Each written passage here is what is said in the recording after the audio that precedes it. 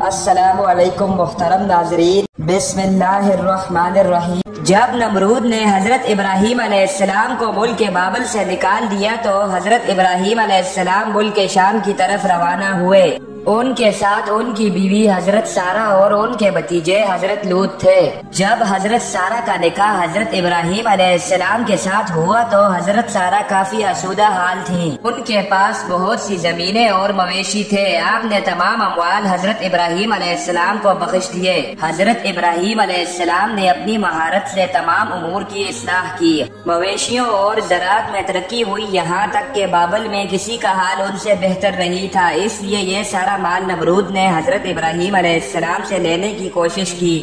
حضرت ابراہیم علیہ السلام حضرت لوط اور حضرت سارہ کو لے کر چلے گئے اور کہا، سورہ الصافات آیت نمبر 99 میں اپنے پروردگار کی طرف یعنی بیت المقدس جا رہا ہوں، وہ عنقریب میری راہبری کرے گا۔ حضرت ابراہیم علیہ السلام ایک غیور انسان تھے، اس لیے انہوں نے اس سفر میں اپنی بیوی حضرت سارہ کو ایک صندوق میں بند کر دیا تاکہ وہ غیر مردوں کی نظروں سے محفوظ رہیں۔ لیکن راستے میں قبطیوں کے ملک یعنی مصر میں پہنچے، جس پر ایک عرب بادشاہ حکومت کرتا تھا۔ اس ملک کی سرحد پر ایک سپاہی نے حضرت ابراہیم علیہ السلام کو اپنے مال کا محصول ادا کرنے کے لیے روک لیا۔ وہ آپ کے سامان کی جانچ پڑتال کرتے کرتے اس صندوق کے پاس آیا اور بولا، یہ صندوق کھول کر دکھائیں۔ حضرت ابراہیم علیہ السلام نے کہا، فرض کرو کہ یہ صندوق سونے یا چاندی سے بھرا ہوا ہے، اب اس کے لیے جو کچھ تم چاہتے ہو میں وہ تمہیں دے دیتا ہوں، لیکن تم اس کو مت کھولو۔ اس نے کہا، جب تک صندوق نہ کھولو گے اس کا حساب نہیں ہو سکتا۔ اسی اثناء میں اس نے صندوق کو کھول دیا۔ جب اس کی نظر حضرت سارہ کے حسین و جمیل چہرے پر پڑی تو وہ کہنے لگا، اب تو میں جب تک تمہارے اور اس عورت کے بارے میں بادشاہ کو اطلاع نہ دے دوں تمہیں آگے نہیں جانے دوں گا۔ چنانچہ اس نے کسی شخص کو بھیج کر بادشاہ کو اس معاملے سے آگاہ کیا۔ بادشاہ نے چند لوگوں کو بھیجا کہ صندوق اٹھا کر لے آئیں۔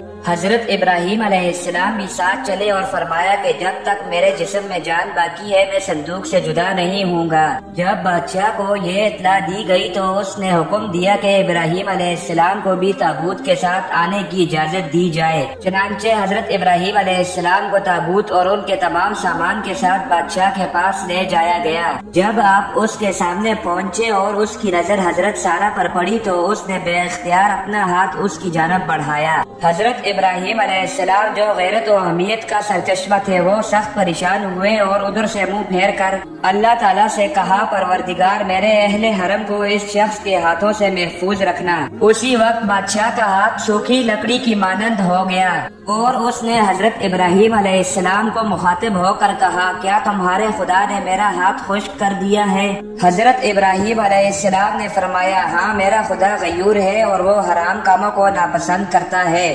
بادشاہ نے آپ سے کہا کہ آپ اپنے خدا سے دعا کریں کہ وہ میرا ہاتھ ٹھیک کر دے، میں آپ کے حرم کے ساتھ کوئی ایسی حرکت نہیں کروں گا۔ چنانچہ حضرت ابراہیم علیہ السلام نے دعا کی اور بادشاہ ٹھیک ہو گیا۔ تاہم اس نے دوبارہ حضرت سارہ کی طرف دیکھا اور اپنا ہاتھ ان کی طرف بڑھایا، اس پر پہلے کی طرح اس کا ہاتھ پھر خشک ہو گیا۔ تب اس نے دوبارہ حضرت ابراہیم علیہ السلام سے دعا کی درخواست کی۔ آپ نے فرمایا، اب میں تمہارے ہاتھ کے شفایاب ہونے کے لیے اس شرط پر دعا کروں گا کہ تم پھر سے اپنا ہاتھ آگے نہیں بڑھاؤ گے۔ اگر تم پھر ایسا کرو اور تمہارا ہاتھ خشک ہو جائے تو پھر تم مجھ سے دعا کے لیے نہیں کہو گے۔ بادشاہ نے یہ شرط مان لی۔ تب حضرت ابراہیم علیہ السلام نے کہا، اے پروردگار اگر یہ سچ کہہ رہا ہے تو اس کے ہاتھ کو ٹھیک کر دے۔ اس پر بادشاہ کا ہاتھ اپنی اصلی حالت پر آ گیا اور اس کے دل میں حضرت ابراہیم علیہ السلام کا رعب بیٹھ گیا اور اس نے حضرت ابراہیم علیہ السلام کی بڑی تعظیم و تکریم کی اور کہا کہ تم بے خوف رہو، تمہاری حرمت اور تمہارے اموال سے اب میں باز رہوں گا، جس جگہ چاہو جاؤ لیکن تم سے میری ایک حاجت ہے۔ ابراہیم علیہ السلام نے پوچھا، وہ کون سی حاجت ہے؟ بادشاہ نے کہا، میں اپنی بیٹی کو بطور کنیز حضرت سارہ کو دینا چاہتا ہوں۔ آپ علیہ السلام نے منظور فرمایا۔ بادشاہ نے اپنی بیٹی حضرت سارہ کو بطور کنیز ادا کر دی۔ بادشاہ کی یہ بیٹی کوئی اور نہیں بلکہ حضرت ہاجرہ تھی، جن کو بعد میں اللہ تعالیٰ کے حکم سے حضرت ابراہیم علیہ السلام نے اپنی بیوی کا درجہ دیا اور انہی کے بطن سے اللہ تعالیٰ نے حضرت ابراہیم علیہ السلام کو حضرت اسماعیل علیہ السلام عطا کیے۔ حضرت ابراہیم علیہ السلام اپنے اہل و اموال کے ساتھ روانہ ہوئے۔ بادشاہ بھی ان کی تعظیم کے لیے ان کے के पीछे चला। खुदा ने इब्राहिम अलैहिस्सलाम को वही की कि खड़े हो जाओ और उस बादशाह के आगे ना चलो जिस पर काबू पा चुके हो, बल्कि उसको आगे करो और खुद उसके पीछे चलो और उसकी ताज़ीम करो, क्योंकि वो बादशाही के बावजूद मगलूब और लाचार है, ख्वाह नेकोकार है या बदकार। ये सुनकर इब्राहिम अलैहिस्सलाम खड़े हो गए और बादशाह से कहा, आगे चलो, मैं तुम्हारी ताज़ीम करूं और तुमको मुकद्दम रखूं और तुम्हारी इज्जत व इकराम की वजह से तुम्हारे पीछे चलूं। बादशाह ने पूछा, क्या हुआ, तुम्हारे खुदा ने ऐसी वही की है? इब्राहिम अलैहिस्सलाम ने कहा, हाँ। उसने कहा, मैं गवाही देता हूँ कि तुम्हारा खुदा साहिब जलाल बुरदबार और करीम है, तुमने अपने दीन की तरफ मुझे राग़िब कर लिया है।